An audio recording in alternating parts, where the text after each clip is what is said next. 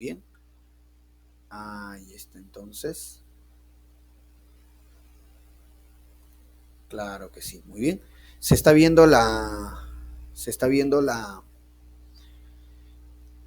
diapositiva, chicos. ¿Se está viendo la diapositiva? Sí, se está viendo.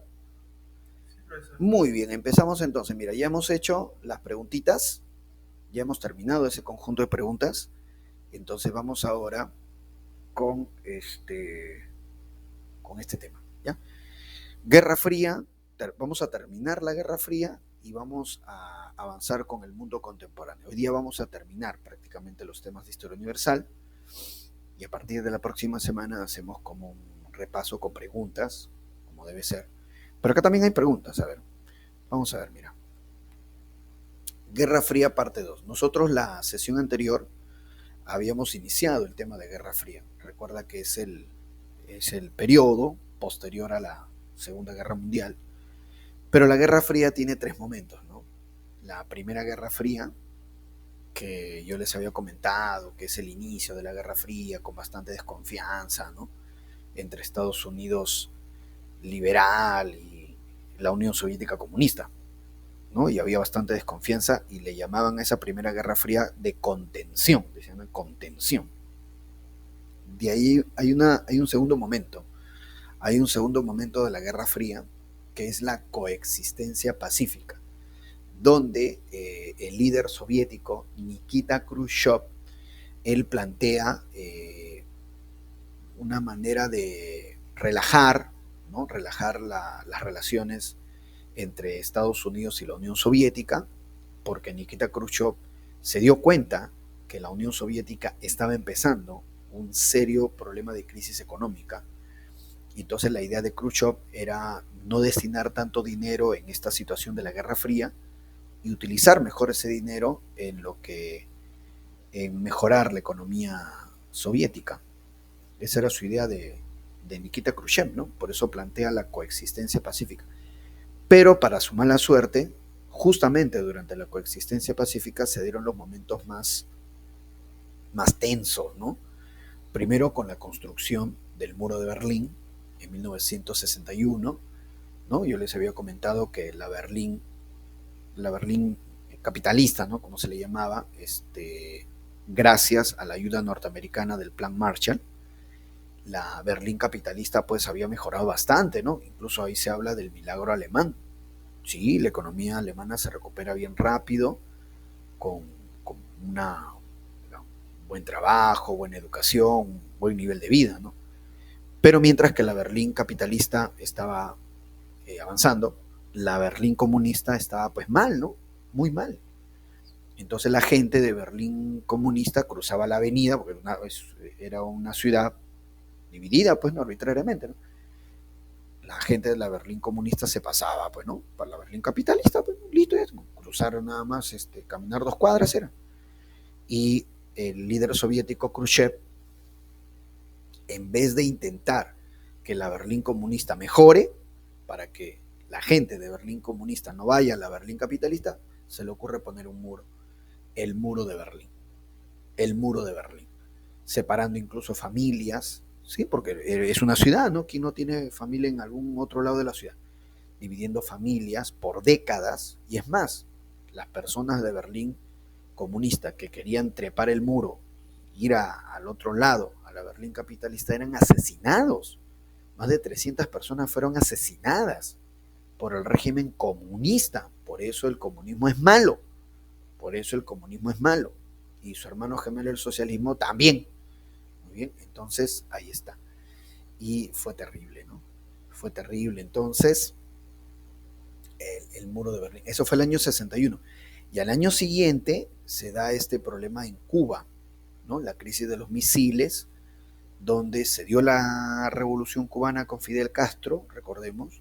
Estados Unidos intentó invadir Cuba con un desembarco en la bahía de Cochinos que fracasó, y entonces Fidel Castro, para protegerse de los Estados Unidos, se adhiere completamente a la ideología comunista buscando el apoyo soviético. Y sí, Fidel Castro consigue el apoyo de la Unión Soviética, pero la Unión Soviética pidió instalar misiles nucleares en Cuba. Los estadounidenses se dieron cuenta, de los misiles nucleares en Cuba.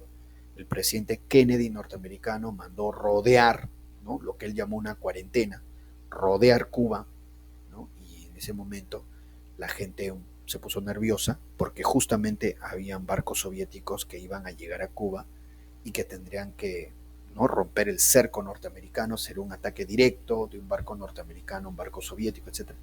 Uy, pues la Tercera Guerra Mundial, ¿no? Pero no pasó nada porque los barcos soviéticos se detuvieron, dieron media vuelta y se fueron. El mayor momento de tensión de la Guerra Fría, felizmente, no pasó nada, ¿no? Pero ahí se dio una negociación en donde la Unión Soviética retira sus misiles nucleares de Cuba, Estados Unidos retira sus misiles nucleares de Turquía y Estados Unidos se compromete a no atacar Cuba. Entonces Fidel Castro ya puede vivir tranquilo. Muy bien. Y hasta ahora Cuba es un país comunista empobrecido, recontra empobrecido por el comunismo, en donde creo que les dije, un niño cubano de grande quiere ser turista, ¿no? Una desgracia realmente, ¿no? Y hay gente que admira esa ideología comunista, socialista, pero bueno, allá ellos, ¿no? Deberían viajar un rato a Cuba para disfrutar las bondades de ese comunismo, socialismo. Así es. Arlene me pregunta, ¿en qué año y quién? A ver, ¿a qué te refieres, Arlene? A ver, ¿a qué te refieres para poder contestarte? El muro de Berlín fue el año 61, 1961, y mandado a construir por el líder soviético Nikita Khrushchev. Nikita Khrushchev, ¿no? Lo manda a construir. Bueno, pero ya entraríamos a la llamada, o sea, dejamos la coexistencia pacífica y entramos a la Segunda Guerra Fría, que es la última parte de la Guerra Fría. Ahí está, la Segunda Guerra Fría. Recuerda que se le denomina Guerra Fría porque no hay un enfrentamiento directo, porque ambas superpotencias, ¿no? Y recuerda que el nombre de superpotencias es porque tanto Estados Unidos como la Unión Soviética tienen armamento nuclear e incluso iban desarrollando armamento cada vez más y más complejo y destructivo. Las bombas termonucleares, las bombas de hidrógeno, el gasarín, entre un montón de cosas, ¿no? Bueno, entonces, pero nunca lo iban a utilizar, o sea, nunca se iban a enfrentar directamente, porque eran conscientes que un enfrentamiento, una tercera guerra mundial, tendría que ser de carácter nuclear y que al final el planeta iba a quedar inhabitable, ¿no? La superpotencia que ganara, ¿qué iba a ganar? Un planeta muerto prácticamente, no, no tiene sentido, pero algunos le llaman eso el equilibrio del terror. Sí rivalizaban, por ejemplo, en el campo deportivo, en el campo científico, ¿no? En el campo de la conquista del espacio, por ejemplo, ¿no? También, en esos aspectos, ¿ya? Pero nada más. Y obviamente ganar zonas de influencia, espionaje, ¿no? También. Ya está, ¿no? Es la época de los espías, ¿no? Es la época de la CIA norteamericana, de la KGB soviética, ¿no? Así es, ¿no? Del temibles operarios del recontraespionaje. Vamos a ver entonces por acá, ¿no? En la época de las películas de espías, ¿no? Segunda Guerra Fría, 1980. Ya. Profe, ¿qué es ese? ¿Un edificio ahí? ¿Qué pasó? ¿Un terremoto? No. Ese es el reactor nuclear de Chernobyl, en Ucrania. Un reactor nuclear que explosionó en 1986 porque no se le dio un mantenimiento adecuado. Y no se le dio un mantenimiento adecuado porque es carísimo mantener reactores nucleares. Y la Unión Soviética no tenía dinero. Ese es el detalle. La Unión Soviética ya estaba entrando en una situación económica muy, muy lamentable. Y al final la Unión Soviética desaparece por cuestiones económicas. No fue necesario una revolución, no fue necesario una guerra, no fue necesario... No, solito, ¡pum! Se derrumbó la Unión Soviética por cuestiones económicas. Al final el punto débil, el talón de Aquiles del comunismo y del socialismo, hasta ahora por lo menos, es el aspecto económico. Siempre no gerencian bien la economía, empobrecen a sus países y terminan pues realmente de una manera lamentable, ¿no? Y cuando no terminan, están pues, digamos, condenando a sus países a la pobreza, como pasa en Corea del Norte, como pasa en Cuba y como pasa en Venezuela. Muy bien, actualmente. Alessandro dice, profe, Chernóbil. Chernóbil, bueno, vamos a ver entonces eso, ¿no? A ver. Segunda Guerra Fría, ahí está. Segunda Guerra Fría. Es la última etapa. La década de los 80. La década de los 80. Muy bien, claro que sí. Una época terrible, ¿eh? La Unión Soviética, URSS, Unión de Repúblicas Socialistas Soviéticas, no pudo soportar más el peso del conflicto y se derrumbó, exacto. Por cuestiones económicas, ¿eh? Estrictamente por cuestiones económicas. La crisis económica, corrupción y el desgaste de los regímenes comunistas ocasionaron el fin.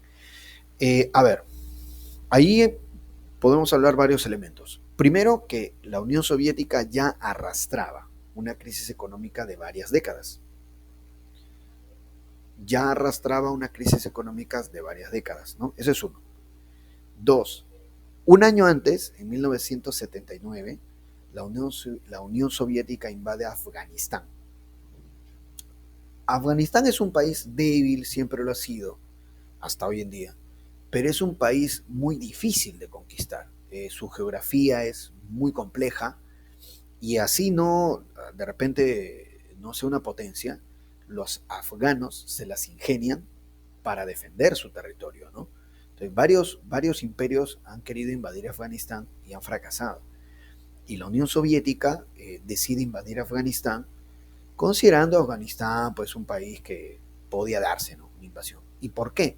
Quería obtener petróleo. En Afganistán habían bastantes zonas petrolíferas. Entonces la Unión Soviética consideraba que conquistar Afganistán y con el petróleo de Afganistán salir, pues, ¿no? O intentar salir de la crisis. Pero fue un fracaso. La Unión Soviética invade Afganistán, los afganos se van a defender muy bien. Un personaje que aparece ahí, no era afgano, ¿eh?, pero estaba ahí metido, defendiendo a Afganistán, era un tal Osama Bin Laden. Bueno, de repente se ha escuchado, ¿no? Osama Bin Laden, pero me suena. Osama Bin Laden, profesor, ¿no fue el que mandó derribar las Torres Gemelas? Exacto. Y en ese momento en que la Unión Soviética invade Afganistán, Osama Bin Laden estaba ahí.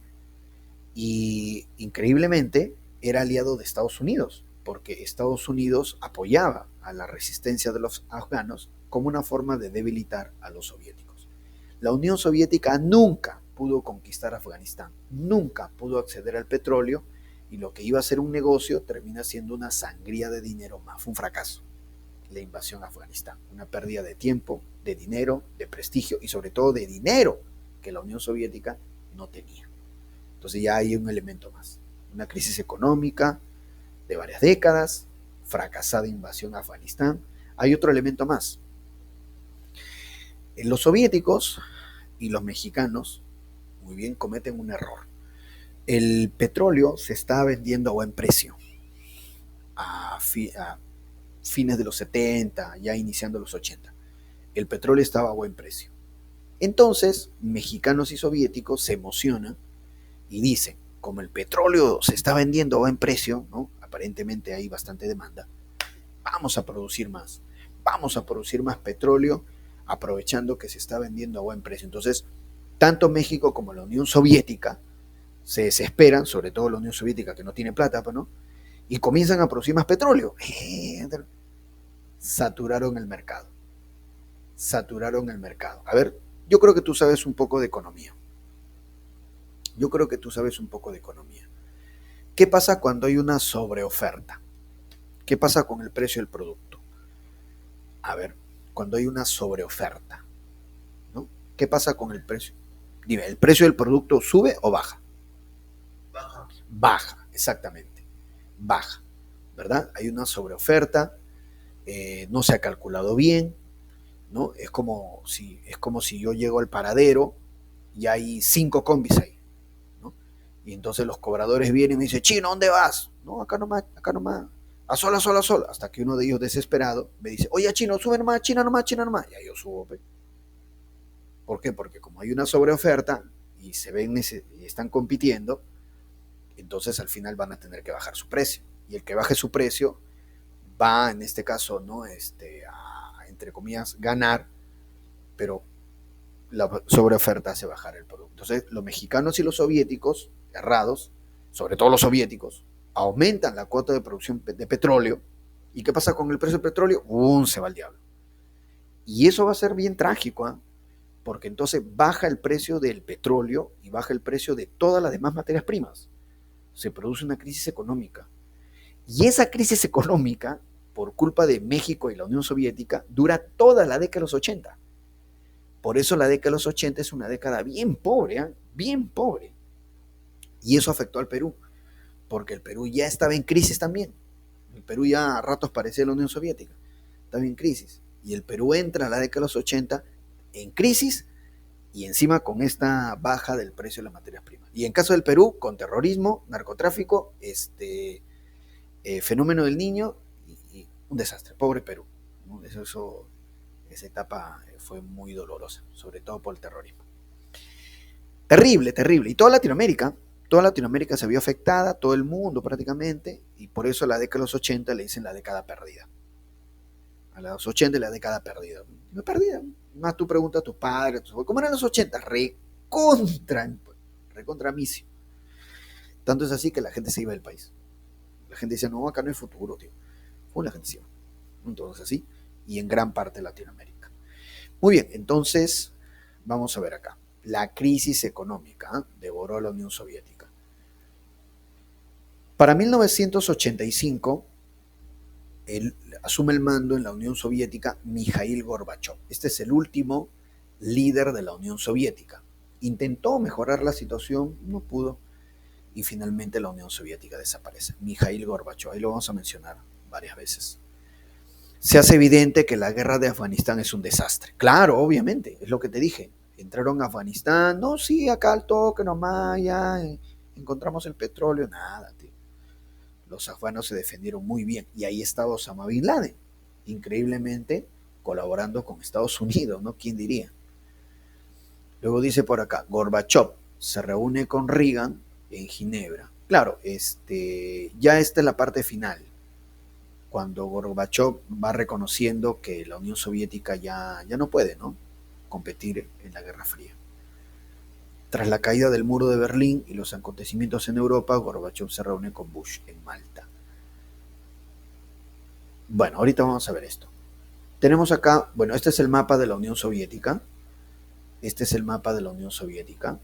Eran 15 repúblicas soviéticas, 15 repúblicas. Obviamente la más importante era Rusia, pero estaban los países bálticos, estaba Bielorrusia, Ucrania, Sajikistán, y bueno, varios están por ahí. Georgia también. Muy bien, entonces ahí está, ¿no? 15 repúblicas. Él es Mikhail Gorbachev, el último líder de la Unión Soviética. Hace unos días ha fallecido Mikhail Gorbachev. Muy bien. Entonces, para 1985, Mikhail Gorbachev asume el mando de la Unión Soviética, pero de una Unión Soviética recontra desgastada, en crisis, ¿no? Hay que tomar en cuenta dos elementos más. El primero, que iniciando la década de los 80, como te he contado, ¿no? La Unión Soviética entra en una crisis más severa, pero Estados Unidos más bien tenía un crecimiento económico muy alto. Es el triunfo del capitalismo, ¿no? Y Estados Unidos va a tener un presidente llamado Ronald Reagan. Y Ronald Reagan, él se emociona, pues, ¿no? Y decide mejorar los sistemas de defensa militares norteamericanos. Como Estados Unidos tenía plata, bien por ellos, ¿no? Y hasta ahora creo tienen bastante dinero, bien por ellos, otra vez, ¿no? Así, bueno. Ronald Reagan ordena la utilización de tecnología moderna en esa época, ¿no? Estamos hablando de los 80, de utilización, por ejemplo, de láser, ¿no? De nueva tecnología, de ubicación, etcétera, ¿no? Entonces, a este programa de mejora de los sistemas de defensa norteamericanos, vuelvo a repetirte, con bastante tecnología, uso de láser, etcétera, le van a dar un nombre medio estrambótico. Los norteamericanos le van a decir la guerra de las galaxias. ¿Ya? Profe, ¿qué es esto? Guerra de los Galaxias, que Yoda, están los Jedi, Luke Skywalker. No, lo que pasa es que se había estrenado pues esa película, ¿no? La Guerra de las Galaxias. Entonces, estaba de moda, pues, ¿no? Y los norteamericanos, Ronald Reagan, bautiza así su renovación de defensa militar, como la Guerra de las Galaxias. Y Ronald Reagan dijo, para empezar, humildemente, ¿no? Para empezar humildemente, vamos a destinar 30.000 millones de dólares. 30.000 millones. Ya quisiera el 1% de esa plata. 30.000. Y así dijo Reagan, o disculpa, ¿no? Disculpa, ¿no? Pero humildemente, ¿no? Perdona la pequeñez. 30.000 millones. Impresionante. Impresionante. Entonces tú dices 30.000 millones, los soviéticos lloraban, pues, ¿no? Los soviéticos lloraban. Si encima el petróleo, su precio ha caído, un desastre. La guerra de las galaxias. Entonces, frente a ese reto, ya la Unión Soviética no tiene nada, pues. Y Mikhail Gorbachev asume el mando el año 85 y para mala suerte todavía Gorbachev, a los pocos meses ocurre la desgracia de Chernóbil, o Chernobyl, ¿no? Que es el reactor nuclear ese, Chernobyl. Fue un accidente, y fue un accidente en parte por descuido, por falta de mantenimiento. Ya el Estado soviético también estaba colapsando. Al no haber dinero, entonces ya había muchas personas, por ejemplo, que ya no se preparaban, o no había cómo prepararlas, porque obviamente manejar un reactor nuclear hay que saber, pues, ¿no? Cómo hacer eso. Entonces ya no estaban la logística adecuada, porque no hay dinero, pues, ¿no? Incluso muchos científicos soviéticos huían de ese país porque pues no había futuro, pues, ¿no? No había futuro. Y, y la situación cada vez era más pobre. Entonces ya no se compraban, por ejemplo, ya no se hacían diagnósticos científicos como debieron haberse hecho, ya no se hacían reparaciones en los reactores nucleares porque no había cómo financiar eso, y entonces se les pedía a los operarios que hagan mil y un maravillas para que con lo poco que había mantener los reactores nucleares, y alguien iba a fallar y falló. Y eso fue en Chernobyl. Muy bien. Y para colmo, explosiona Chernobyl, es una desgracia porque incluso se forma una especie de nube radiactiva que pudo haberse paseado por todo el mundo, ¿no? Que esa nube radiactiva, cuando llovía, toda esa agua, toda esa lluvia contagiaría de radiactividad a las personas y las mataría. En solo 30 segundos te mataba esa radiactividad. En 30 segundos tú te exponías ahí a la radioactividad de Chernobyl, te mataba. Ya en 20 segundos ya te produjo cáncer, y a los 30 estás muerto. Entonces, y la Unión Soviética tuvo que destinar más dinero para tratar de contener la radioactividad de Chernobyl. ¿Qué es lo que se hizo? Se puso lo que ellos llaman un sarcófago, o sea, una especie de domo de cemento para contener, para que la radioactividad no siga saliendo. Una especie, sí, una especie de coliseo cerrado. Ellos le dicen sarcófago, le dicen. Un sarcófago así, para que no siga saliendo la radioactividad. Y esa nota tiene para rato, ¿eh? Y ese sarcófago tiene que tener mantenimiento, porque la radioactividad lo va erosionando. Así es. Entonces, fue terrible, ¿no? Encima que están misios, les cae un gastazo por lo de Chernóbil. Entonces ya pues se aproximaba el fin de la Unión Soviética. Hay esta vez antecedentes. La guerra de Afganistán impulsa una nueva escalada en el enfrentamiento entre Estados Unidos y la Unión Soviética, y por las puras encima, ¿no? Fue otra inversión mala, la invasión a Afganistán para los soviéticos. La presidencia de Ronald Reagan y su política conservadora, secundada por la señora Margaret Thatcher en el Reino Unido. Oh, la Margaret Thatcher era brava, la dama de hierro. Muy bien. Supuso para los soviéticos un frente difícil de resolver, definitivamente.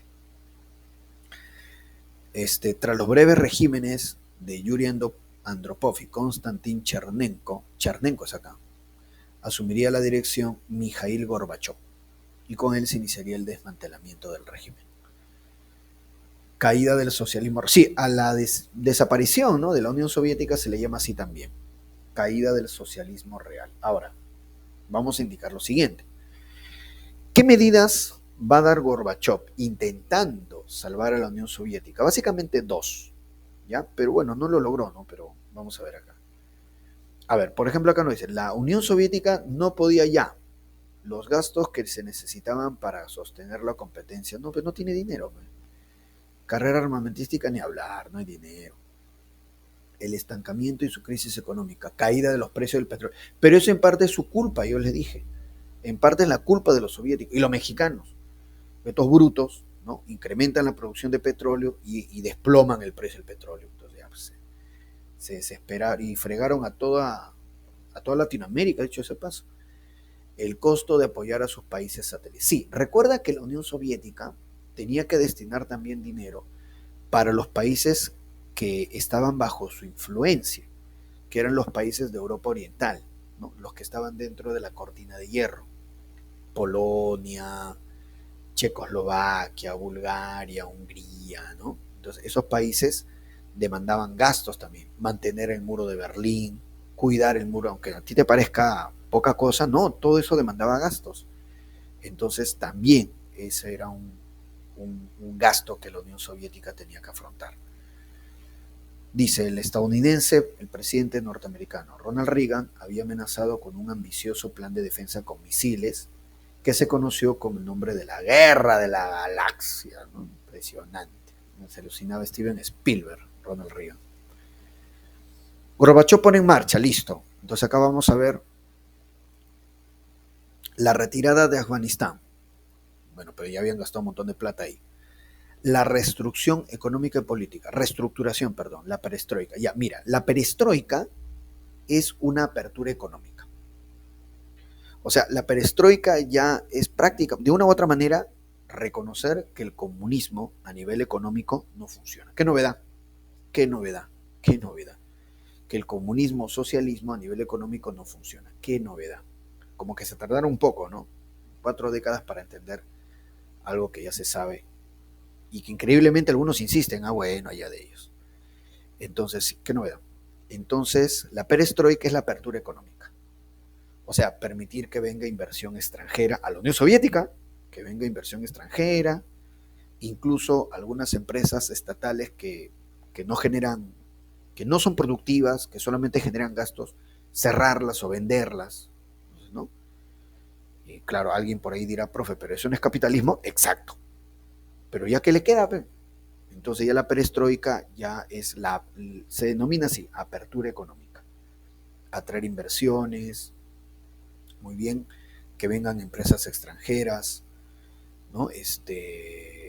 Empresas del Estado que no sirven o que solo generan gastos, repito, o cerrarlas o incluso venderlas. ¿Ah? Bueno, esa es la perestroika. Escúchame, no debes sorprenderte porque eso mismo hizo China, solo que lo hizo 10 años antes, en la década de los 70. China hizo exactamente lo mismo. China, a mediados de los años 70, aperturó su economía. Y por eso es que hoy en día China, ¿no? El país de China, es políticamente comunista, pero económicamente recontra capitalista. O sea, China ya había dado ese paso, pero en la década de los 70. Y lo estaba haciendo mal que bien, pero ya había empezado mucho tiempo antes. Entonces, Gorbachev quiere hacer eso. O sea, copia un poco lo de China. Vamos con la apertura económica, pero ya es muy tarde. Ya es muy tarde. Ya las cuentas no le van a cuadrar. No, no. Y encima con lo de Chernóbil, no, no, no. Ya no puede. Y simplemente la crisis devora a la Unión Soviética. Entonces, con la perestroika, lo que hace Gorbachev es copiar el esquema chino. Muy bien. Y China por eso actualmente es un país comunista, políticamente, pero económicamente capitalista. Si hasta China tiene un tratado de libre comercio con el Perú, un tratado de libre comercio, ¿qué capitalista puede ser más que eso, no? Tiene un TLC, China con Perú, imagínate. Entonces, esa es la prehistórica, la apertura económica, ¿no? Pero que no le va a servir, no funcionó, muy tarde lo hizo. Ahí está, ¿ves? Se relajó el sistema de producción, se permitió la inversión privada, se preparó el ingreso de la inversión extranjera. Ahí está, ahí está. Profe, capitalismo, no. Lenin se va a retorcer en su tumba, que se retuerza, tío. Total, él está muerto, ya no come. Y por acá, la apertura cultural hacia Occidente, que es el glasnost. El glasnost. El glasnost es la apertura cultural, o sea, por ejemplo, libertad de prensa, libertad de expresión, muy bien. Cosa curiosa, ¿no? Porque, por ejemplo, los chinos no habían hecho eso, pero bueno, Gorbachev se anima a hacerlo, muy bien, entonces libertad de prensa, libertad de expresión, incluso aceptar algunas nuevas propuestas políticas, o la aparición, ¿no?, de algunos nuevos grupos políticos, así es, ¿no? Desmantelar prácticamente, ¿no? Ya con eso está desmantelando completamente el comunismo, ¿no?, de la Unión Soviética. Pero al contrario, más bien el darle a la gente la libertad de expresión, cosa que está bien, ¿no? Libertad de prensa, hizo que se genere más crítica a su gobierno, hizo que se genere más como de expectativas frente a lo que se estaba haciendo. O sea, si es que Gorbachev esperaba que la gente se calme con eso, fue al contrario. La gente más bien comenzó a criticar más, comenzó a alzar la voz, comenzó a exigir más, ¿no? Porque puede hacerlo, ¿no? Ahora hay libertad de expresión, libertad de prensa. Peor fue la situación. Entonces, ese es el glass, ¿no? Alessandro me dice, profe, ese personaje hace poco falleció. Claro, Gorbachev, lógico. Mikhail Gorbachev hace poco fallecido. Muy bien. Alessandro dice, profe, creo que nunca cambiaremos. No, ¿qué es eso? No te pongas así, Alessandro. Ahí está otra vez el accidente nuclear de Chernobyl, muy bien, en Ucrania. Como te digo, ¿no? Fue un lamentable accidente por falta ya de mantención de esa planta nuclear. Como te digo, ya no se invertía. Esas plantas nucleares son caras, ¿eh? Son muy productivas, pero son caras. Son muy caras porque siempre hay que estar adecuando la tecnología, que no es tecnología barata, es tecnología carísima, a este tipo de reactores, justamente para prevenir accidentes, porque siempre hay inconvenientes. Ya no se estaba dando el mantenimiento adecuado, ni a las máquinas, ni a las personas. Y bueno, pues sucedió el accidente, ¿no? Entonces, así estaba antes, ahora hay encima acá una cúpula de cemento, ¿no? Sarcófago. Así es. Ahí dice, asimismo, Gorbachev inició conversaciones con Ronald Reagan para reducir los gastos en la carrera armamentística, sobre todo en lo concerniente a los misiles balísticos y las armas nucleares. Muy bien, claro que sí. Ahí está, mira, ve. Acá tenemos a Ronald Reagan, presidente de los Estados Unidos, junto a Mikhail Gorbachev, ¿no? Claro, Mikhail Gorbachev dice, ¿no? Ya no hay que gastar en armas, pero no tanto porque quiera la paz, sino porque la Unión Soviética no tenía plata, así de simple. Ahí está. Esta es la cumbre de Reiki, Rey, Reykjavik. Reykjavik. Y ahí está, ¿no? Reagan y Gorbachev firman el tratado de Washington, ¿no? Ahí está. Para reducir la carrera armamentística, pero como te digo es porque la Unión Soviética ya no tiene dinero. Desintegración de la Unión Soviética. Muy bien. 1987 se realizaron las primeras elecciones locales libres. Esto es parte del Glasnost, ¿no? La apertura democrática, libre expresión, ¿no? Elecciones, ¿no? Glasnost. 26 de marzo del 89 el Partido Comunista sufrió un considerable revés en las elecciones al Congreso. 300 candidatos independientes ganaron a los comunistas. Aparece como figura Boris Yeltsin. Boris Yeltsin. Muy bien. Ahora, acá hay que indicar lo siguiente, ¿no? Hay una cumbre que es la cumbre de Malta o conferencia de Malta, donde Gorbachev habla con el presidente de Estados Unidos, que ya no era Reagan, sino era George Bush, pero George Bush papá, porque Estados Unidos ha sido gobernado por dos George Bush. George Bush papá, ¿no? Y hay el otro George Bush hijo. Bueno, el último ha sido el hijo, ¿no? Hace 10 años creo estuvo gobernando Estados Unidos, pero En este caso, nos referimos que Gorbachev se reúne con George Bush papá en la conferencia de Malta. Y en esa conferencia de Malta es donde para muchos termina la Guerra Fría.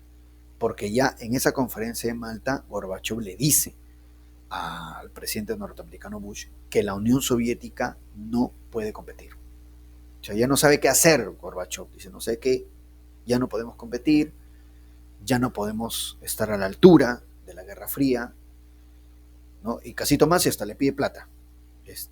Gorbachev a George Bush. Casito Masi le pidió para el pasaje. Prácticamente, porque ya en la conferencia de Malta, Gorbachev ya indica que simplemente la Guerra Fría ha terminado porque la Unión Soviética no tiene para nada. Esa es la conferencia de Malta. Conferencia de Malta. Muy bien, entonces ahí se dice que termina. Porque recuerda que la Guerra Fría comienza en la conferencia de Yalta. Comienza la Guerra Fría en la conferencia de Yalta, ¿no? Roosevelt, Churchill y Stalin, Yalta, ahí comienza la Guerra Fría. Y termina con la conferencia de Malta, entre Bush, papá, y Gorbachev. Bueno, entonces, elecciones del año 91, el nuevo líder que aparece en Rusia, Boris Yeltsin, escogido presidente de la que todavía era la Rusia soviética. En agosto hay un intento de golpe de Estado contra Gorbachev. Gorbachev ya no era más que una figura decorativa. Yeltsin se hace del poder verdadero en Rusia y declara ilegal al Partido Comunista. Luego Ucrania declara su independencia el año 91. Para fin de año, la Unión Soviética dejaba de existir. Sí, acá se firma el Tratado de Belavetsa. En el Tratado de Belavetsa es donde ya la Unión Soviética ya deja de existir, desaparece, y en lugar de la Unión Soviética se forma la Comunidad de Estados Independientes. Muy bien, diciembre del año 91, la Unión Soviética deja de existir, Tratado de Belavetsa, debido a que las repúblicas que la conformaban la abandonan. El 8 de diciembre, presidentes de Rusia, Ucrania y Bielorrusia firmaron en Kiev el Tratado de Belavetsa, la disolución de la Unión Soviética y la creación en su lugar de la Comunidad de Estados Independientes. Y así desaparece la Unión Soviética. Muy bien, 25 de diciembre, Gorbachev renunció y pues bien, renuncia y había desaparecido la Unión Soviética. Ahí está. Muy bien, personajes, los últimos líderes de la Unión Soviética. Yuri Andropov, Chernenko, Mikhail Gorbachev, el último gobernante de la Unión Soviética, Mikhail Gorbachev. Boris Yeltsin, muy bien, que va a presidir lo que reemplaza a la Unión Soviética, que es la Comunidad de Estados Independientes, Boris Yeltsin. Boris Yeltsin gobierna 10 años y de ahí entra a gobernar Vladimir Putin. Muy bien, claro que sí. El Vladimir Putin. Margaret Thatcher, primera ministra del Reino Unido, la dama de hierro. Ronald Reagan, presidente de los Estados Unidos, el que anuncia la guerra de las galaxias. Así. Y George Bush papá, justo que en la conferencia de Malta, donde se reúnen Gorbachev y George Bush papá, ahí se declara que la Guerra Fría ya terminó. Ahora, pero claro, hay un elemento más, que es la caída del muro de Berlín. Ya en el último tramo, prácticamente en los últimos meses, ¿no?, de vida de la Unión Soviética, se produce la caída del muro de Berlín. Y la caída del muro de Berlín ya es la muestra definitiva del colapso de la Unión Soviética.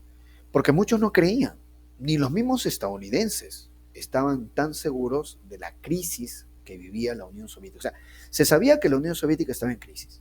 Se sabía que la Unión Soviética había hecho malas jugadas. La invasión a Afganistán, incrementar la producción de petróleo y, bueno, la desgracia de Chernobyl. Pero lo que no se sabía era qué tan intensa era esa crisis. Y hasta los mismos norteamericanos se sorprendieron que de un momento a otro la Unión Soviética desapareciera. Pero lo que sí, el suceso que sí daba cuenta ya de lo grave que estaba pasando ahí en la Unión Soviética fue la caída del muro de Berlín. porque los soviéticos habían construido ese muro como parte de su prestigio. Entonces, que la Unión Soviética no haga nada ante la caída del muro de Berlín, ya ese sí era un dato de extremadamente debilidad, crisis que padecía la Unión Soviética. Muy bien, entonces, ahí está, ¿ves? Perfecto. Al mismo tiempo sucedió que Gorbachev sugería a los países satélites que debían introducir reformas similares a su perestroika, dejaba en claro que la Unión Soviética no intervendría en asuntos internos de otros países, estableció que no había ayuda económica a los regímenes socialistas. Ahí está. Muy bien, pero vamos a ver acá la caída del muro de Berlín. Espérate.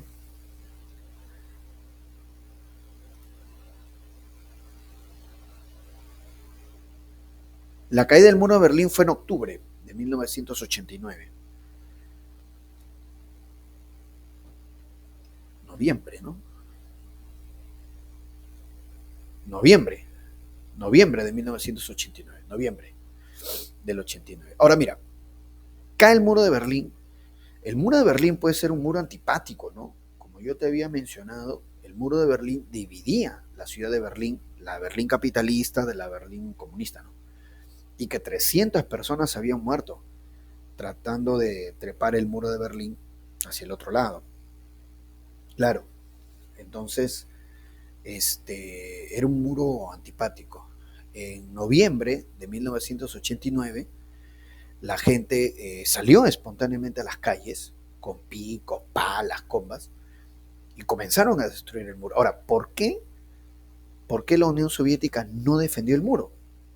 Eso es lo que llamó la atención, ¿no? Caramba, ¿no? Llamó la atención porque los soldados soviéticos o alemanes, ¿no?, de la RDA siempre metían bala, ¿no?, a toda persona que se acercara siquiera al muro. Pero esa noche de noviembre de 1989 la gente salió, hasta uno trajo una pala mecánica y ¡boom!, se volaron, en la misma noche prácticamente se volaron casi todo el muro. Porque la Unión Soviética estaba tan débil, Gorbachev, ¿no?, había anunciado, lo que te dije hace un rato, que la Unión Soviética ya no tenía plata ni para, no tenía dinero ni para mantener o darle a los países de Europa Oriental que estaban dentro de la cortina de hierro. Y Gorbachev lo había dicho. O sea, la Unión Soviética no tiene dinero de Polonia, Checoslovaquia, ¿no?, Alemania República Democrática, ¿no?, Hungría, Bulgaria. No esperen nada, nada de la Unión Soviética. No tenemos ni para el té. Nada. Y dicho sea de paso, también Gorbachev dijo que ya no iba a intervenir. Pase lo que pase en Europa Oriental, no va, la Unión Soviética no va a intervenir. No porque no quiera, sino porque no hay plata ni para pagar una misión militar para intervenir. No hay dinero. Así que hagan lo que hagan ustedes, cosa suya. Entonces, así es. Algunos le llaman a eso, ¿cómo le dicen? La política de Frank Sinatra, le dicen, ¿no? A mi manera, cada uno a su manera. Así le dicen, la política de Frank Sinatra, cada uno a su manera. A mi manera, my way, a mi manera. Entonces, cada quien ya vea cómo se defiende. Por eso es que cuando la gente tumba el muro, no hubo ninguna respuesta, ninguna. Las autoridades de la República Democrática Alemana hablaron a los soviéticos. Hoy mira, están atacando el muro, manden apoyo. Y los soviéticos, fuera, acá pues no van a mandar nada. Hoy. O sea, no puede defender el muro, no lo puede defender, pero ya fue. Y ya está. Entonces sí, Gorbachev había anunciado que no iba a intervenir, ya no iba a intervenir. Y por eso es que de inmediato esos países de Europa Oriental comienzan a liberarse, pues, de los regímenes comunistas que gobernaban con apoyo soviético. Si ya no tienen apoyo soviético, esos regímenes comunistas estaban extremadamente debilitados. El primer país en zafarse de la influencia comunista soviética fue Polonia. Acá está Polonia. Él fue el primero, con el sindicato Solidaridad de Lech Walesa. Polonia fue el primero. El segundo fue Checoslovaquia. El segundo fue Checoslovaquia. Le llaman a eso la revolución de terciopelo, con Václav Havel. después Hungría, Bulgaria y el último fue Rumania. En el caso de Rumania fue una desgracia, porque en el caso de Rumania tenían un tirano llamado Nicolae Ceausescu. Y Nicolae Ceausescu era un tirano, pues, ¿no? Y como todo tirano, creía que todo lo podía hacer. Entonces, en el caso de Ceausescu, él se resistía a entender que debía dejar el poder y que su régimen comunista estaba debilitado porque ya no había apoyo soviético. Y en el colmo de la imprudencia, eh, el tirano de Rumania, Nicolás Ceausescu, él convocó una manifestación política impresionante, supuestamente a su favor. Te vino un montón de gente de Rumania, pero ya está, supuestamente para aplaudirlo pues, a Nicolás Ceausescu. Y en plena ceremonia, con toda la gente ahí, la gente comenzó a criticarlo, a insultarlo a Ceausescu. En plena ceremonia, toda esa gente que él mismo había traído para que lo respalde, comenzaron a insultarlo. Y ahí recién Ceausescu se dio cuenta que era ya insostenible su gobierno, ¿no? Hay gobernantes a veces que son tan brutos que no entienden que su momento ya terminó y que se exponen a este tipo de cosas. O sea, si es que la población no les tira una patada en la cara, no entiende de que su momento ya pasó. Y eso lo ocurrió a Ceausescu. Entonces, en Rumania. Fue el último en caer. Primero cayó Polonia, ya había caído la RDA. O sea, todos se pasaron ya, se liberaron pues, ¿no? de los regímenes comunistas. Y Ceausescu convocó una manifestación y la gente lo comenzó a insultar. Ceausescu quiso huir y lo detienen y lo matan a patada, puñete y cabezazo. O sea, murió linchado. Pero él se lo buscó. Él se lo buscó. Si estaba viendo que en los demás países ya los regímenes comunistas estaban cayendo, que él que pensaba, que él estaba por encima de los acontecimientos históricos. Allá él, pues, ¿no? Él se lo buscó. Él mismo convocó a la gente, que luego lo termina matando a patada, puñete y cabezazo. ¿Sí? Nicolai Ceausescu. Todo un caso Ceausescu. Medio brutito. Muy bien. Medio burro. Ahí está. La reunificación alemana.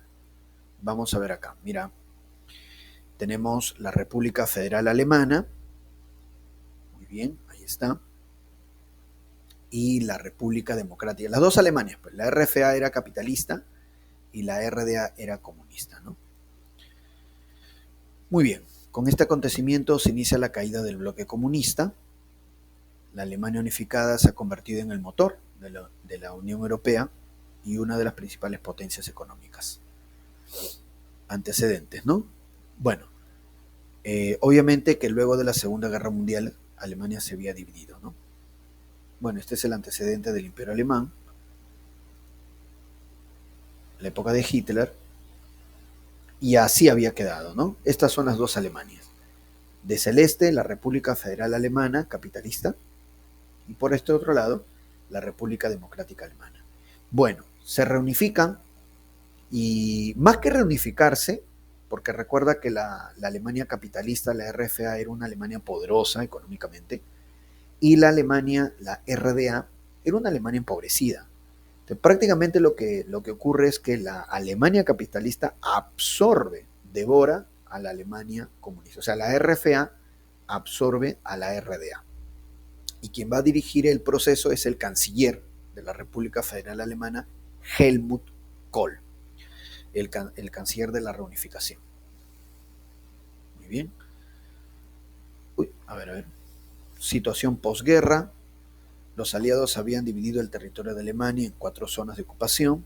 Sí, es lo que les comenté en la sesión anterior, ¿no? Ahí está. En 4 zonas se dividió Alemania. Y Berlín, que estaba dentro de la zona comunista, también la habían dividido en 4 zonas. Por eso había una Berlín comunista y una Berlín capitalista. Pero luego las zonas capitalistas se unen y se da la crisis de Berlín. Y de las zonas capitalistas sale la RFA. Muy bien. Y de la zona comunista la RDA. Crisis de Berlín. Ahí está. Ahí está. República Federal Alemana, capital Bonn. República Democrática Alemana, Berlín del Este. Muy bien. Pero como te digo, la RFA, o RFEA, porque así le decían, ¿no? La RFA, absorbe a la Alemania comunista, la reunificación alemana. Muy bien. El milagro alemán, sí, pero el milagro alemán se da en la RFA, en la Alemania capitalista. Sí, el milagro alemán, Alemania se recupera rápido. Líder Konrad Adenauer. Ahí está. Profe, un bocho. Ahí está el bocho. El Volkswagen. Volkswagen. Las dos Alemanias, ¿ven?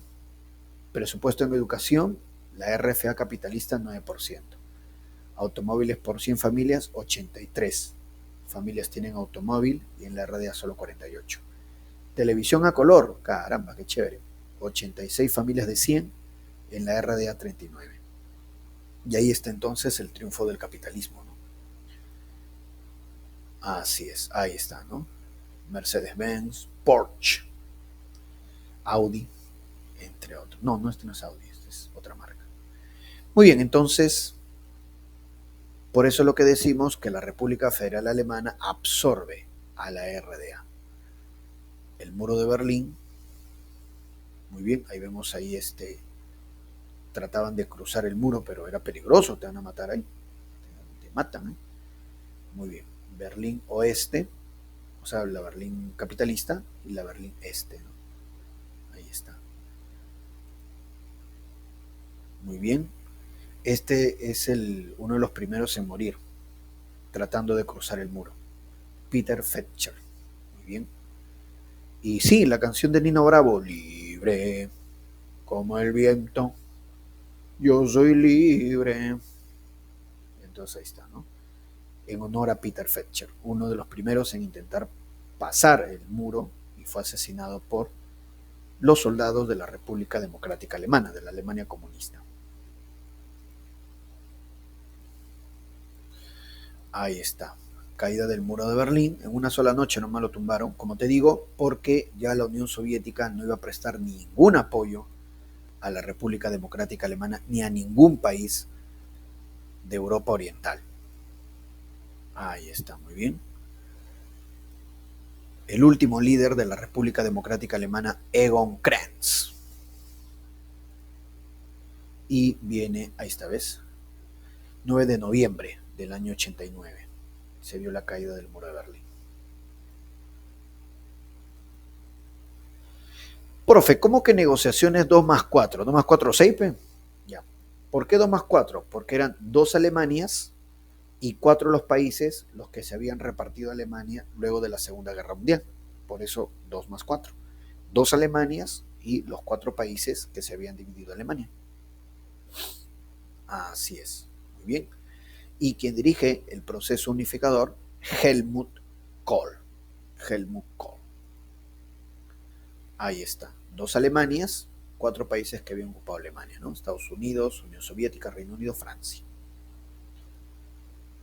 Muy bien. Personajes destacados: Erich Honecker, Egon Krenz. Egon Krenz es el último líder de la RDA, previa a la reunificación. Muy bien. Mikhail Gorbachev, él también dio la aprobación para que las dos Alemanias se unan. Helmut Kohl, el canciller de la reunificación, originalmente canciller de la RFA. La tía Margaret Thatcher otra vez, el Reino Unido también tuvo que dar su aprobación. Y George Bush, papá. Muy bien, entonces la Alemania reunificada. Tenemos preguntitas. A ver, muchachos, tenemos preguntitas. Perfecto. A ver, pongan sus claves, chicos, a ver. Pongan sus claves, a ver de todo lo que hemos hablado.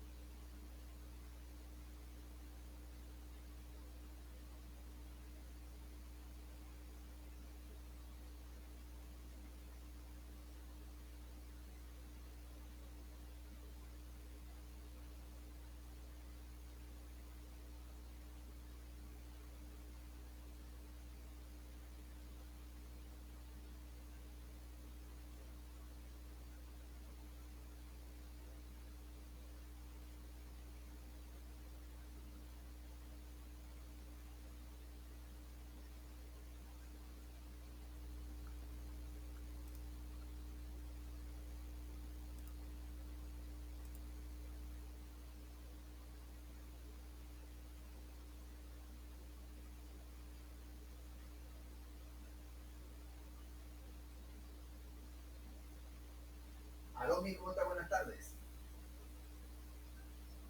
Sí, ¿qué tal? Miss, ahorita estoy en la calle, estoy haciendo unas compras. Yo más o menos a mi casa estaré como 7:10 más o menos. Y ahí entonces ya veo, porque también veo a Miss. Ya no hay problema, no hay problema. 7:10 estoy llegando y inmediato lo veo. Ya, listo, listo, listo. Dale, dale, pues.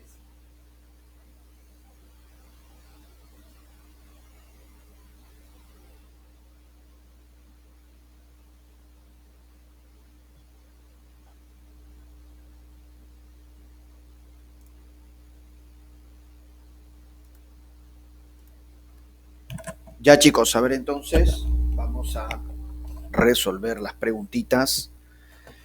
Dice la pregunta uno: la aplicación de la perestroika, impulsada por Mikhail Gorbachev en la extinta Unión Soviética, buscó.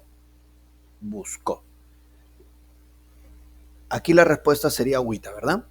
La reestructuración de la economía, la apertura económica, un tránsito hacia un capitalismo, así es, hacia un libre mercado. Uno, agüita. Vamos a poner esto por acá. Uno, agüita. Muy bien. Así es. Vamos con la número dos. Dice: la conferencia de Malta en 1989, realizada entre Mikhail Gorbachev, líder de la Unión Soviética, y George Bush, presidente de los Estados Unidos, significó ya pues el fin, ¿no? El fin de la Guerra Fría, pues, ¿no? Ya donde Gorbachev dice que la Unión Soviética no está en condiciones de continuar en la Guerra Fría. Dos, casa. Dos, casa. Tres, el organismo creado por la Federación Rusa, Ucrania y Bielorrusia y que reemplazó a la Unión Soviética, lo que te dije, el Tratado de Belavesa, donde ya la Unión Soviética deja de existir y en su lugar se crea la Comunidad de Estados Independientes, CEI. Tres, casa. Tres, casa. Cuatro, el acontecimiento que puso fin a la confrontación bipolar de la segunda mitad del siglo XX fue el colapso de la Unión Soviética, ¿no? Cuatro dedos. Cuatro dedos. ¿Cómo queda entonces la primera columna? Mira, ahí están las claves en el chat. Una agüita, dos casa, tres casa y cuatro dedos. Vamos con la segunda columna. A ver, la segunda columna dice así: 5. La política de reestructuración de la economía nacional emprendida en la Unión Soviética durante la segunda mitad de la década de los 80 se denominó perestroika, ¿no? Perestroika, la apertura económica. 5 besos. 5 besos. 6. Considerado como el último líder de la Unión Soviética, Mikhail Gorbachev. 6 dedos. Mikhail Gorbachev. 7. El glasnost en la Unión Soviética durante el régimen de Gorbachev se relacionó apertura política y cultural. 7 besos. Apertura política y cultural, pero que trajo mayores expectativas. 8. El intento de tránsito de una economía planificada estatal soviética a una de libre comercio se dio perestroika otra vez. 8 agüita. 8 agüita. ¿Cómo queda entonces? Mira la segunda columna, mira. 5 besos, 6 dedos, 7 besos y 8 agüita, ¿no? Esa es la segunda columna. Muy bien, avanzamos entonces. Ajá, mira, ve, acá tenemos preguntas de eco. Mira, acá hay preguntas de eco. A ver, pongan sus claves, chicos. A ver, pongan sus claves. Lean y pongan sus claves.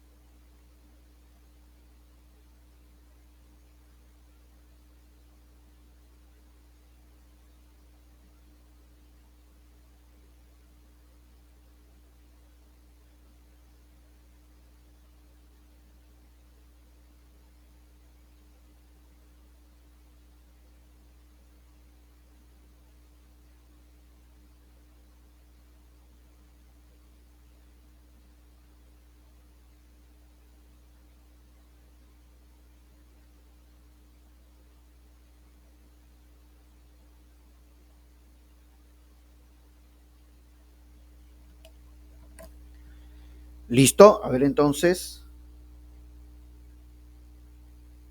A ver muchachos. A ver, vamos a resolverlo, ¿ya? Primera columna dice, la reunificación alemana fue impulsada por la República Federal RFA en el marco de crisis del Estado soviético, por supuesto, porque obviamente la Unión Soviética no hubiera permitido, ¿no?, perder la República Democrática Alemana, o que la República Democrática Alemana en la Alemania comunista sea absorbida por la Alemania capitalista. En sus buenos momentos, la Unión Soviética ni siquiera hubiera permitido que se derribe el muro de Berlín. Entonces, si está ocurriendo la reunificación alemana es porque el Estado soviético está en crisis y ya no puede defender a la RDA. 9 agüita.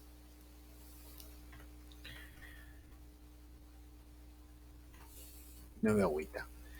10. Personaje considerado el artífice de la reunificación alemana. El canciller de la RFA, Helmut Kohl, el canciller de la reunificación. Helmut Kohl. 10 casa.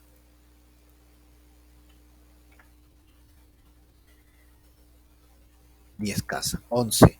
Último gobernante de la desaparecida República Democrática Alemana, no logró evitar la reunificación. Egon Krenz. 11 dedo. 11 dedo. 12. La conferencia 2 más 4 significó la absorción de la República Federal Alemana. A ver. Ajá. No, la aprobación para la reunificación alemana. 12 casa. 12 casa.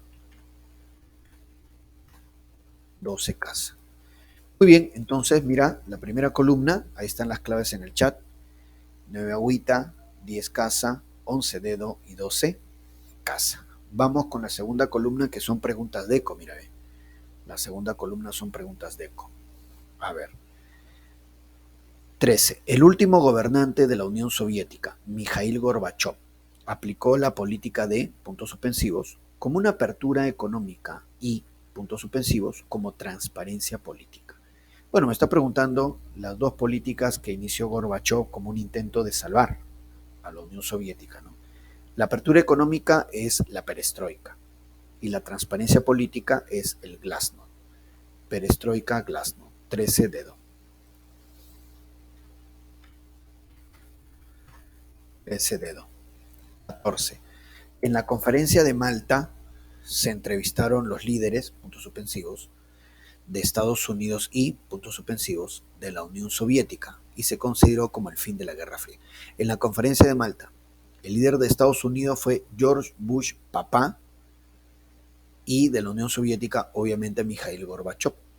Dedo, 14 dedo. 14 dedo. En la conferencia de Malta es George Bush papá. Así es. 14 dedo. Ahí está. 15. Lo correcto con respecto al otoño de las naciones. Le dicen otoño de las naciones a cuando estos países de Europa Oriental se liberan de la influencia soviética. El primero fue Polonia, con el sindicato Solidaridad, de ahí Checoslovaquia, de ahí Hungría, Bulgaria, y el último Rumania, ¿no?, donde lo lincharon al tirano Nicolás Ceausescu. A ver, primera premisa en la 15. Me pide lo correcto, ¿eh? Primera premisa. Polonia fue el primer país en dejar el comunismo de influencia soviética, correcto. Entonces, la primera premisa es correcta. 15. En Checoslovaquia el proceso llevó a la presidencia a Václav Havel, correcto. Correcto la 2. 3. Hungría y Bulgaria también dejaron el llamado telón de acero, correcto. Claro, Hungría y Bulgaria también. 4. En Rumania el régimen comunista acabó con la muerte del tirano Nicolae Ceausescu. Todas son correctas. 1, 2, 3 y 4. 15 dedos. 15. 15 dedos. ¿Cómo queda entonces? Mira las preguntas de eco. Ahí están las claves. 13 dedo en el chat, ¿eh? Están las claves. 13 dedo, 14 dedo y 15.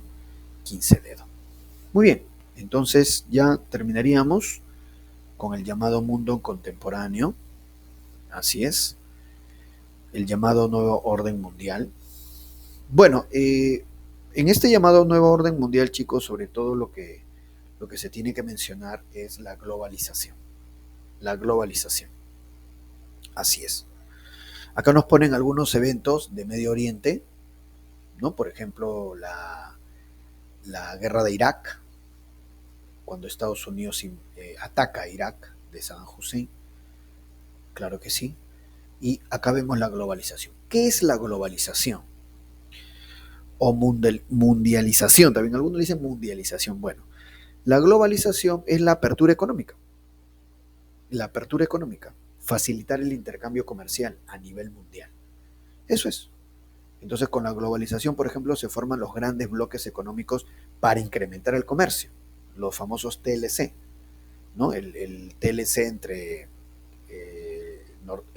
Canadá, Estados Unidos y México, ¿no? Por ejemplo, el TLC de Norteamérica, el Foro APEC, la misma Unión Europea, los tratados de libre comercio en general. Entonces, eso es la globalización. Entonces, facilitar el intercambio comercial y también el desarrollo de los medios de comunicación, televisión por cable, internet, celulares y lo que incluso hoy en día, ¿no? El llamado streaming, las plataformas virtuales, las redes sociales, ¿no? Entonces, todo eso forma parte de la globalización. Todo eso forma parte de la globalización, ¿ya? Algunos, por ejemplo, también decían eh, la difusión de los derechos humanos. No, no, no, nada que ver. Por ejemplo, ¿China está dentro de la globalización? Sí. ¿Se respetan los derechos humanos en China? No. Otros decían la democracia también se está difundiendo con la globalización. Falso, falso. Muy bien. En Venezuela, ¿hay redes sociales? Sí. ¿Hay democracia? No. En Cuba, ¿hay redes sociales? Sí. ¿Hay democracia? No. En la misma China, ¿hay redes sociales? Sí. Si ahí nació TikTok. Ya, pero ¿hay democracia? A ver, vamos a hacer un TikTok burlándonos del presidente Xi Jinping de China. A ver, ¿no? Acá lo podemos hacer, normal, lo podemos hacer, listo. Pero si vamos a China y hacemos un TikTok allá, burlándonos de la política internacional china, nos van a arrestar, nos van a arrestar, nos van a deportar, si es que no meternos a un calabozo. Entonces, la globalización es básicamente facilitar el intercambio comercial y el desarrollo de los medios de comunicación. Muy bien. Redes sociales, sobre todo internet. Ahí está, muy bien. Claro que sí, ¿no? Ahí están los primeros celulares, ¿no? Imagínate. Eso es en la década del 90, ¿no? Primeros celulares. Ahí está. Claro que sí. Críticas a la globalización, reducir la soberanía económica de los estados. Bueno, son críticas que siempre se dan, ¿no? Y luego la Unión Europea. La Unión Europea. Antecedentes de la Unión Europea. En plena, prácticamente, casi en plena Segunda Guerra Mundial, se unen económicamente tres países: Bélgica, Holanda y Luxemburgo, el Benelux. Luego viene la CECA, Comunidad del Carbón y el Acero. En el Tratado de Roma se fundó la Comunidad Económica Europea. Y finalmente en el Tratado de Maastricht se funda la Unión Europea. En el Tratado de Maastricht, la Unión Europea. El año 99 entró su moneda, el euro. Pero dos países no aceptaron el euro. El Reino Unido, nunca lo aceptaron, el Reino Unido y Dinamarca. Posteriormente se ha ido agregando más países, ¿no? Pero hace 6 años se dio el Brexit, donde el Reino Unido más bien anuncia su retiro de la Unión Europea. El espacio Schengen, lugares de libre tránsito, zona euro, países que tienen como moneda el euro, ¿no? Actualmente hay 28 miembros. Bueno, Reino Unido está en proceso de retiro, ¿no? Ahí está, Estados miembros de la Unión Europea. Perfecto. Así es. Capital, Bruselas, de la Unión Europea. Espacio Schengen, libre circulación. Ahí está. Y ahí está la Unión Europea, ¿no? Muy bien, claro que sí. Robert Schuman, ¿no? El padre de la Unión Europea, claro que sí. Ahí está, entonces, importante, ¿no? La Unión Europea. Capital Bruselas. El euro, a partir del año 99, a partir del año 99, hubo un intento, antes del euro hubo un intento, el de moneda, el ECU. Antes del euro estaba el ECU. Fue un antecedente del euro. Ahí está, muy bien. Entonces, dice por acá, tengo una buena noticia, ya no lo necesitamos, ¿no? A un guardia de frontera. Claro, porque la idea de la Unión Europea era libre tránsito. El espacio Schengen es el libre tránsito. Muy bien, entonces, desintegración de Yugoslavia. A ver, rápidamente. Bueno, termina la Guerra Fría, desaparece la Unión Soviética, Yugoslavia era un país muy complejo, porque Yugoslavia era la reunión de seis estados. El más importante siempre fue Serbia, pero también estaba, por ejemplo, Eslovenia, Croacia, Montenegro, Bosnia y Herzegovina, Macedonia. Muy bien. Entonces, seis estados y dos provincias autónomas, Vojvodina y Kosovo. No eran estados. Vojvodina y Kosovo eran provincias autónomas. Esto, seis estados, bueno, Yugoslavia se mantuvo unido bajo la presidencia de Tito, Josip Broz Tito. Este general Tito, quien prácticamente liberó Yugoslavia de la Segunda Guerra Mundial, del dominio alemán, pero Josip Broz Tito muere en 1980 y a partir de 1980 ya comenzaron a observarse muchas diferencias entre estos países, entre estos estados. Habían diferencias, por ejemplo, religiosas. Mientras que la mayoría de estados yugoslavos eran cristianos ortodoxos, por ejemplo en Bosnia había una gran cantidad, casi la mayoría de bosnios son musulmanes. Igual en la provincia de Kosovo, la mayoría son musulmanes. Y por ejemplo en Eslovenia y Croacia hay una gran cantidad de católicos. Entonces había mucha diferencia de religiones, de idiomas e incluso de ciertas identidades culturales. Estaba condenado a desaparecer. A partir del año 91 comienza a desintegrarse Yugoslavia. Los primeros estados que se fueron, Eslovenia y Croacia. El primero fue Eslovenia. Incluso se dio la guerra de los 10 días, que fue bueno, en realidad una escaramuza. Eslovenia fue el primero en irse, luego Croacia. Muy bien. El problema va a ser cuando Bosnia quiso separarse. Muy bien. Serbia ataca a Bosnia porque en Bosnia también había muchos serbios. Había muchos musulmanes, pero también habían serbios. Entonces los serbios no querían que Bosnia se separe. Los serbios van a atacar Bosnia. Incluso el presidente de Serbia, Slobodan Milosevic, comenzó a hacer una masacre de musulmanes. ¿Por qué Bosnia y Herzegovina quiere irse? Porque tiene mucha cantidad de musulmanes. Vamos a matarlos a los musulmanes. Entonces se dieron varias matanzas de musulmanes, lo cual configuró violación de derechos humanos. Muy bien. Al final Bosnia se separa, se firma el Tratado de Dayton, desaparece Yugoslavia, posteriormente también Montenegro se separa, e incluso la provincia, porque era una provincia autónoma nada más, Kosovo también ha logrado su independencia ante la debilidad de Serbia al perder esta guerra y firmarse el Tratado de Dayton. Ahí está, Eslovenia y Croacia fueron las primeras en irse. Eslovenia fue la primera. Muy bien, se retiran Eslovenia y Croacia. Muy bien. Y el problema va a ser en Bosnia, ¿no? Que los serbios no querían que Bosnia se vaya, y el problema es que Bosnia tenía una gran cantidad de gente musulmana y los serbios comenzaron a matar a los musulmanes. Este es el presidente de Serbia, es Slobodan, fue el último presidente también de Yugoslavia, es Slobodan Milosevic, el carnicero de los Balcanes, ¿no? Así es. Entonces, bueno, esto es ya la preocupación por el medio ambiente, el protocolo de Kioto. Justamente esta es la matanza de Srebrenica, en Bosnia.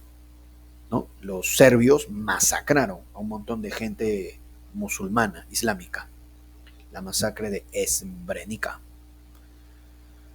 Así es, ¿no? Y por el cual Slobodan Milosevic fue procesado en el Tribunal Penal Internacional. También indicamos la matanza de Ruanda. En Ruanda se dio una matanza a inicios de los 90 entre dos grandes pueblos, los Hutus y los Tutsis. Una masacre ahí de Hutus y Tutsis en Ruanda. Y terminamos con China. Bueno, como les decía, cuando hablábamos un poco de la Unión Soviética, la revolución china comunista, ¿no? Ahí está Mao Zedong. Mao Zedong. Cuando muere Mao Zedong en 1976, era claro que China tenía serios problemas económicos y entonces, bueno, los líderes chinos se reunieron y hay uno que destaca, Deng Xiaoping. Deng Xiaoping es el que indica que China puede seguir siendo comunista políticamente, pero económicamente no, porque se están yendo a la quiebra absoluta. Entonces lo que ordena Deng Xiaoping es que China siga siendo políticamente comunista, pero económicamente capitalista. Entonces China comienza a hacer una apertura económica a partir de 1976. Los sectores comunistas más radicales se oponen a eso, sobre todo la viuda de Mao Zedong, que forma la banda de los cuatro. Pero se impone el criterio de Deng Xiaoping y China comienza a abrir su mercado. Muy bien, a aceptar la propiedad privada, a aceptar la inversión privada y la inversión extranjera, aprovechando que China tiene una cantidad de población inmensa, mano de obra barata, y entonces, como hasta ahora ocurre, ¿no? Las grandes empresas internacionales, ¿dónde tienen su fábrica? En China. ¿Por qué? Porque pagan sueldos miserables, muy bien, mano de obra barata, y hay una gran ganancia, entonces se ahorran bastante costos laborales. Ahí está. Entonces, ese es el comunismo 2.0 de China. O sea, un país políticamente comunista, pero económicamente capitalista. Como les repito, hasta tiene un tratado de libre comercio con el Perú. Con respecto a Taiwán, que en las últimas semanas ha cobrado importancia. Taiwán es catalogada como una provincia rebelde, porque cuando Mao Zedong toma el poder en China, un grupo de chinos nacionalistas huyen a Taiwán, que es una isla frente a China. Y entonces Taiwán es una China capitalista. No tiene reconocimiento internacional, no, pero es protegida por Estados Unidos. Entonces Taiwán es catalogada por los chinos como una provincia rebelde. Es una China capitalista con apoyo norteamericano. Muy bien. Por eso es que una representante de los Estados Unidos fue y se paseó por Taiwán, dando a entender que más que nunca Estados Unidos protege a Taiwán. Así China la considera una provincia rebelde. Muy bien. Ahí tenemos los líderes chinos. Deng Xiaoping, él es el que ordena la apertura económica de China a partir de 1976 y siguen varios líderes chinos, el último es Xi Jinping. Ahí está, el famoso Xi Jinping. Perfecto. Muy bien, entonces, bueno, acabaríamos para pasar a cívica. A ver, resolvemos estas preguntas, chicos, ¿sí? A ver, resolvemos estas preguntas. Vamos a ver entonces. Vamos otra vez.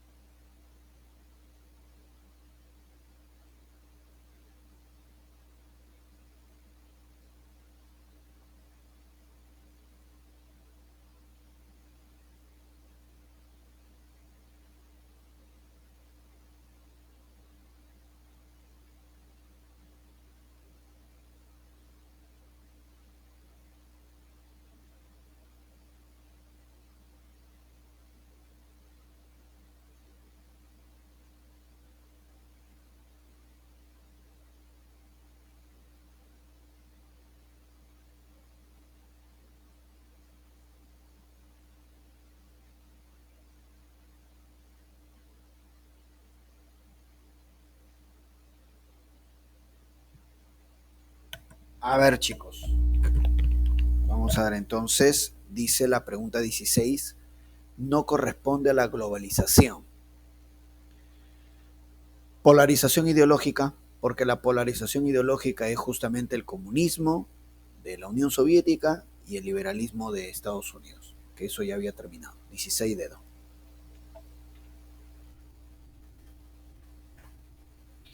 17. A nivel económico, la llamada globalización se caracteriza. A nivel económico, la facilitar el intercambio comercial. Claro que sí. 17 casa. 17 casa. 18. No está en relación al proceso de globalización. A ver, no está en relación. Consolidación de la democracia. Como te digo, hay dictaduras que están integradas a la globalización, como China. 18 casa. 19. El antecedente más remoto de la Unión Europea es que casi en plena Segunda Guerra Mundial se formó el Benelux. El Benelux es Benelux, que es Bélgica, Holanda, que es Netherlands, y Luxemburgo. De ahí comienza, ¿no? La integración económica. 19 agüita. ¿Cómo queda entonces la primera columna? Ahí está, mira, ¿eh? 16 dedo, 17 casa, 18 casa, 19 agüita. Vamos con la segunda columna, a ver. 20. Con la firma del Tratado de Roma se fundó la Comunidad Económica Europea. 20 casa. Tratado de Roma, Comunidad Económica Europea. La sede principal de la Unión Europea, Bruselas. 21 beso. Bruselas. 22. El primer estado en retirarse de la antigua Yugoslavia, que eran 6 estados, el primero en retirarse fue Eslovenia. 22 beso. 22 beso. 23. La guerra serbio-bosnio terminó con la firma del acuerdo de Dayton, donde Bosnia se separa finalmente de Serbia también. 23 casa. 23 casa. Entonces, ¿cómo queda la segunda columna? Ahí está, mira, ve. 20 casa, 21 beso, 22 beso y 23 casa. Muy bien. Vamos con el último bloque, mira. A ver, vamos a resolver este último bloque y aquí hay preguntas DECO. ¿Ya? A ver, por favor, lean y pongan las claves, chicos. Ahí están las preguntas DECO. Aprovechen. A ver, vamos a ver ahí.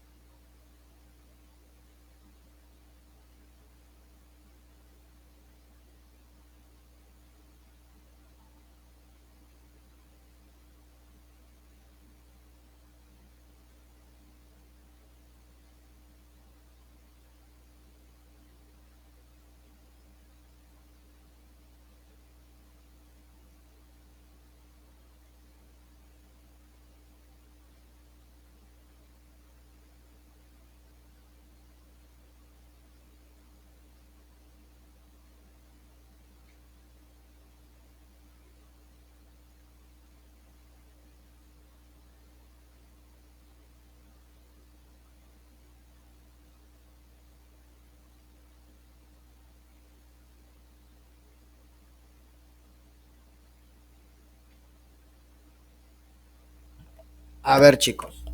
A ver, vamos a resolver las preguntitas. Dice 24. Los sucesos de la plaza Tiananmen evidencian en China. Tiananmen hubo una protesta, una de las últimas protestas masivas que hubo en China contra el régimen comunista, ¿no? Ahí en la plaza Tiananmen es ya una imagen ícono de un chino que se para delante de los tanques. Un chino se para delante de los tanques, desafiando a los tanques, ¿no? Esa imagen pasó pues a nivel mundial, ¿no? Entonces, los sucesos de Plaza Tiananmen Entonces, represión popular. 24 dedos. 24 dedos. 25. La apertura de China a una economía de corte capitalista caracterizó el gobierno de Deng Xiaoping, ¿no? Él comienza la apertura económica. 25 agüita. 26. La actuación de Deng Xiaoping como líder supremo de la revolución china se podría relacionar a una apertura económica sin cambio político. 26 casa. 26 casa. 27. El presidente chino Jiang Zemin habló de un país dos sistemas en 1997 debido a la devolución de Hong Kong por parte del Reino Unido. 27 dedos. Porque Hong Kong era una colonia británica. El Reino Unido devuelve Hong Kong a China, pero Hong Kong estaba acostumbrado a un régimen liberal, ¿no? A libre expresión, libertad de prensa, participación de la población en el gobierno, ¿no? Entonces, bueno, Hong Kong se reintegra a China, a la China comunista, y Jiang Zemin, el líder chino, por eso dijo, no, un país, dos sistemas. Muy bien, así es.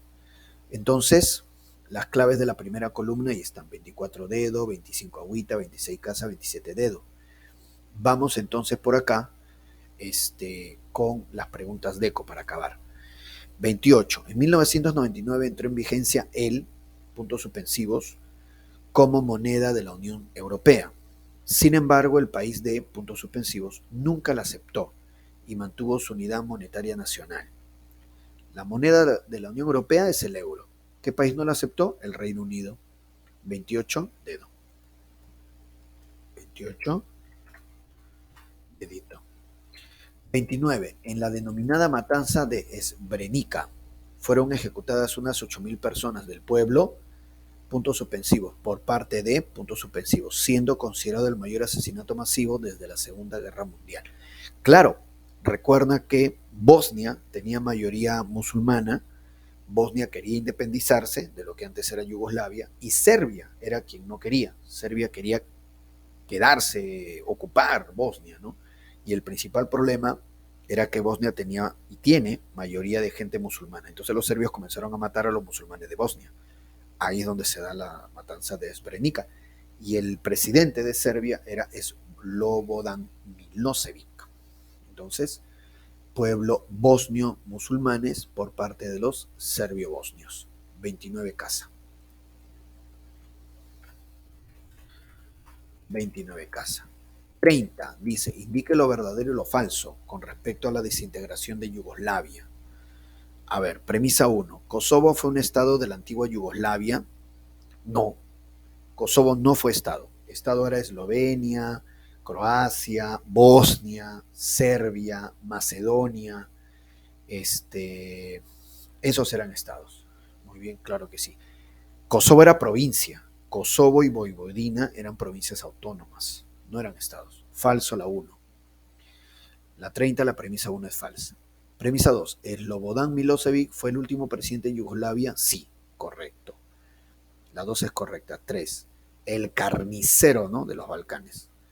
3. Eslovenia fue uno de los primeros estados sin independizar. Claro, fue el primero. Eslovenia fue el primero en retirarse. Correcto. 4. En Bosnia gran parte de la población profesa el islamismo. Correcto. Entonces me pide lo verdadero o falso. Falso, verdadero, verdadero, verdadero. Uy, mira. Bueno, en tal caso lo verdadero, 2, 3 y 4. 2, 3, agüita. 30, agüita. Lo verdadero, ¿no? Así es. Muy bien, entonces hemos llegado acá al final de Historia Universal. Chicos, 5 minutitos y arrancamos con cívica, ¿ya? 5 minutitos y arrancamos con cívica, muchachos. ¿Listo? 5 minutitos y arrancamos con cívica. ¿Listo? Ya está entonces.